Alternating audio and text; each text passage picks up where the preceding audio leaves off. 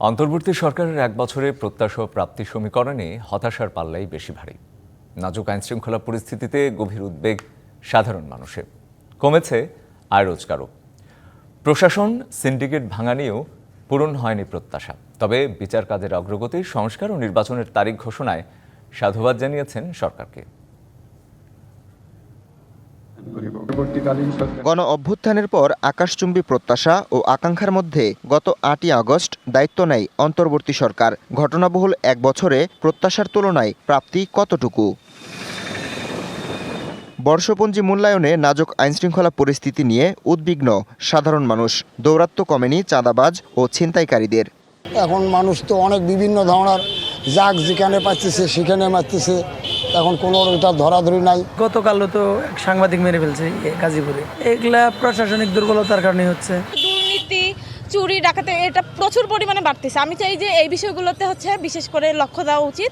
এই সময়ে আয় কমেছে সাধারণ মানুষের। সরকারের কাছে দুর্নীতিমুক্ত প্রশাসন, কোটা বিলুপ এবং বাজার সিন্ডিকেটের দৌরাত্ম্য কমানোর প্রত্যাশার বিপরীতে মেলেনি আশানুরূপ ফল। কামাই করি এগুলো তো খরচ কিনতে টাকা শেষ হয়ে যায়।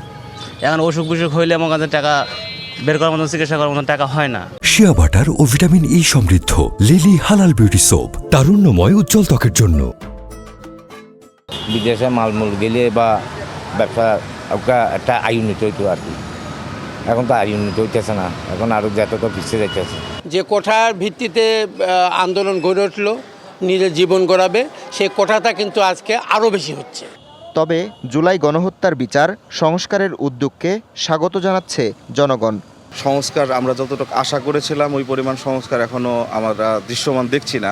অন্তর্বর্তীকালীন সরকারের ওভারঅল কর্মকাণ্ড আমি মনে করি ভালো আর কি। তবে নির্বাচনের আগে আরও পূর্ণাঙ্গ সংস্কার হওয়া উচিত। তিস্তা মহাপরিকল্পনা এবং লালমনিরহাটের পরিত্যক্ত বিমানবন্দর চালুর প্রতিশ্রুতির প্রতিফলন না পাওয়ায় আছে ভারতের সঙ্গে নতজানু নীতির অভিযোগ। তিস্তা প্রকল্প নিয়ে আমরা কিন্তু আশায় ছিলাম।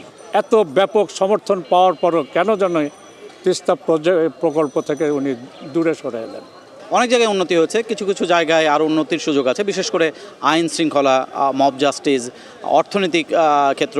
রিজার্ভের অবস্থা কি ছিল আমরা সকলেই জানি। এখন কিন্তু রিজার্ভ একটা শক্ত অবস্থানের উপর দাঁড়িয়ে আছি আমরা। নির্বাচন নিয়ে শঙ্কা দূর হওয়াকে দেখছেন অন্তর্বর্তী সরকারের বড় সাফল্য হিসেবে। রাজনৈতিক সরকার এলে অস্থিরতা কমবে বলে মনে করেন অনেকে।